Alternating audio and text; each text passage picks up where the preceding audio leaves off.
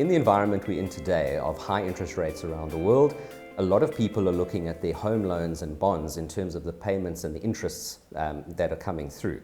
What we put together in today's video is understanding some of the opportunity costs around these home loan payments, as well as seeing what your alternatives are. Bearing in mind that home loan payments are going to be some of the longest term financing you're ever going to take in your lifetime.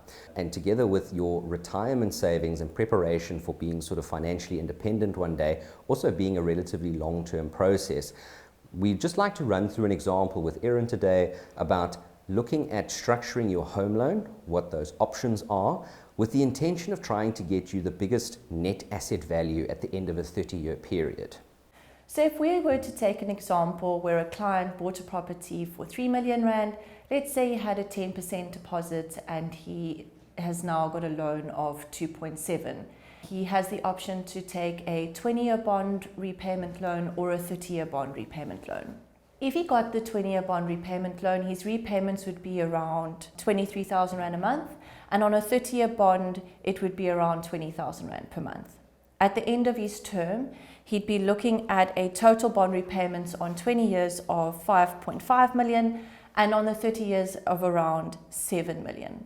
So this is quite a big decision to make when you're faced with these numbers. Naturally, a client would want to know, should I take a 20-year bond and settle it as soon as possible, or would it be better off to take the 30-year bond repayment?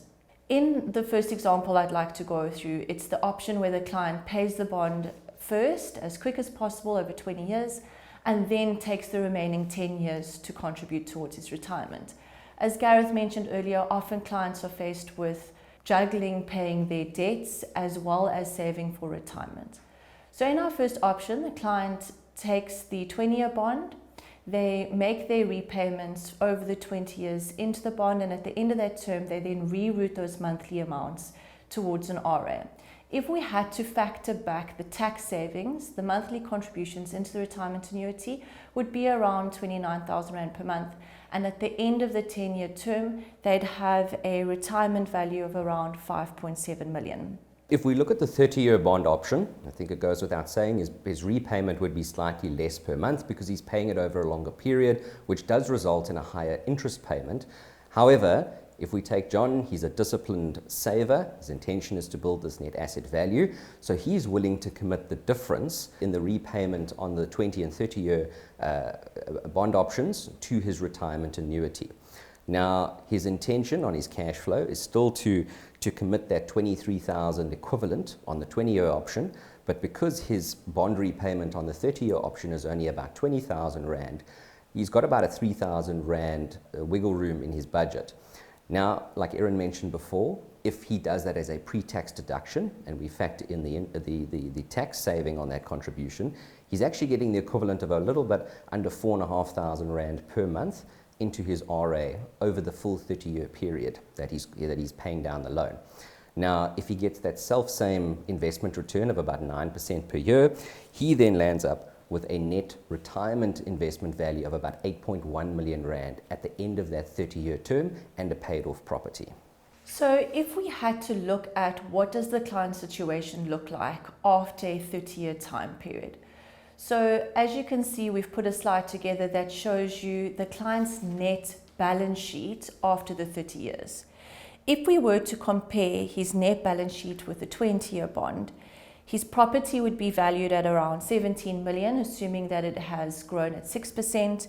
His investment value in his retirement fund would be 5.7 million, and his net balance sheet at the end of this period would be around just shy of 23 million. Alternatively, if he went with a 30-year bond repayment, his property again would be valued at around 17 million, but his retirement annuity would be valued at around 8.1 million. Making his net asset value just over 25 million.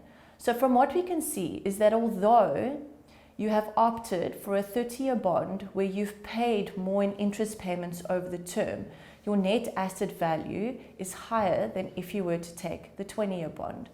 Gareth, maybe we can just chat around, clients often will look at it in isolation where they'll just look at the 20-year bond versus the 30-year bond, and immediately they go for, oh, I want to pay less interest, so I'll go for the 20-year bond. But from what we can see from our example, it's not that easy. No, I think it's human nature to see we're all presented with a repayment terms, and we see the total interest payable over the period, and I think immediately we see that figure and identify what that's going to be in today's terms, rather than remembering that's over that long 20 or 30 year period. What you've got to look at is, in today's example, it is an example, so it's merely to introduce a concept to think about when you are doing this planning and structuring. You know, mathematically, you know, if your interest rate is a bit lower, or you're lower on the tax brackets, obviously the difference is going to be less impactful. And then conversely, if you're paying a higher interest rate, but you're much higher on the tax bracket, then setting something like this up is going to make a lot of sense. We've also seen rapid rises in interest rates in the last 18 months in particular. So if you think about it, if you are in a situation in your cash flow where you had a 20-year bond, and you were maybe really on the cusp already in terms of your affordability, now that interest rate is pushing you up, it's going to stretch you quite significantly to keep up with those payments. Whereas a 30-year period can maybe buy you a little bit of breathing room. And also, if you were that disciplined saver with your retirement fund contributions, remember those are flexible. So if you find that your cash flow is coming under pressure, we can always just lower your retirement fund contributions.